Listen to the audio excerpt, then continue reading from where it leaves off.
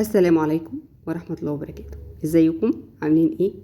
يا رب تكونوا بخير ان شاء الله. النهاردة هنخلل الليمون السريع، طريقته سهلة وبسيطة.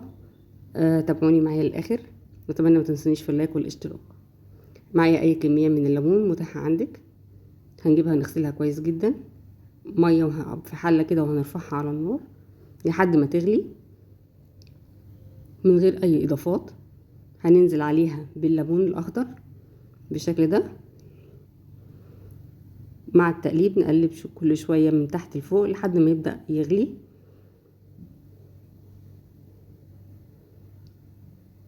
كده نقلبه كويس عشان اللي تحت اللي فوق ينزل تحت عشان يستوي بسرعة ويبقى كله سوا واحد. كده هو غلي فبيطلع ريم. احنا ممكن ما نشيلوش، بس انا بفضل ان احنا نشيله. كده احنا هنغسل الليمون. تمام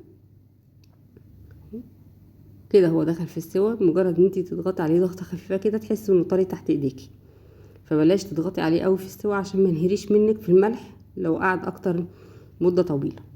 تمام كده خلاص انا طفيت عليه.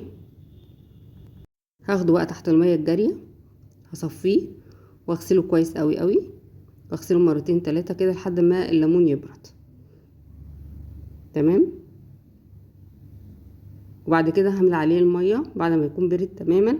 هملى عليه الميه جاريه تمام من الحنفيه كده، واركنه على جنب لتاني يوم. انا كنت عاملاه بالليل فهسيبه لتاني يوم الصبح. تاني يوم الصبح هكرر نفس العمليه. هاخده واصفي الميه اللي فيه بالشكل ده واملى ميه جديده. وبالليل هعمل نفس الحركه، يعني لما اكرر العمليه دي كده اغسله واصفيه مره الصبح ومره بالليل. تمام عشان المراره اللي فيه تروح لمده 3 ايام. اعمل الحكايه دي مره الصبح ومره بالليل. هنيجي بقى اليوم التخليل. معايا معلقه كبيره من البابريكا، معلقه كبيره من هريسه الفلفل الاحمر، معايا تلت كوبايه من عصير الليمون، معايا شويه من الزيت، معايا معلقتين كبار من الخل، معايا ملح حسب الحاجه، معايا فصين من الثوم وشويه من الفلفل الاخضر، ومعايا معلقه من السكر، ومعايا البرطمان طبعا اللي انا هحط فيه الليمون. معايا طبعا لتر من الميه مغليه وكنت ركناها على جنب تبرد. كده هرتب بقى البرطمان. حطيت شويه من الليمون، هحط فوقه الفلفل الاخضر وفصين الثوم. انا معايا هنا برطمانين، هما مش كبار قوي، على قد الكميه اللي معايا. تمام هنيجي بقى نعمل المحلول اللي احنا هنحطه على الليمون. هجيب الميه، طبعا احنا قلنا مغليينها وسايبينها تبرد. الليمون مسلوق فمش محتاج ان احنا نحط عليه ميه سخنه. هنحط كل المكونات اللي كانت معايا الملح والسكر وعصير الليمون والبابريكا وهريسه الفلفل والخل والزيت، طبعا هنسيبه للاخر.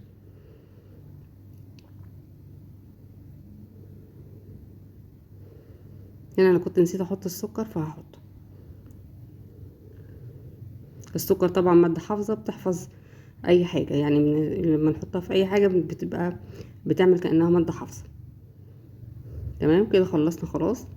هنضيفه بقى للبرطمان ونغطيه للاخر بالشكل حضراتكم ده شايفينه. هنعمل البرطمان التاني بنفس الطريقه، نملاه على الاخر. كده خلصناهم. هنحط عليهم بقى الزيت من على الوش، والزيت برضو بيعمل كمادة حافظة. تمام نضغطهم كويس قوي بقى ونقفلهم كويس قوي ونهزهم بالطريقة اللي انتوا شايفينها دي، عشان بس ايه كل حاجة لو في حاجة ما دابتش تدوب مع بعضها. تمام بالشكل اللي حضراتكم شايفينه ده كده. وكده نبقى خلصنا. انا معايا هنا ده البرتقال اللي انا كنت بقول لحضراتكم عليه، اللي احنا كنا مخلينه قبل كده. ده المتبقي من البرطمان ولسه زي ما هو، الواحدة بوحدتها بتخلل بنفس الطريقة بتاع الليمون. انا هسيب لكم اللينك بتاع الفيديو في قلب صندوق الوصف. والى اللقاء في فيديو جديد.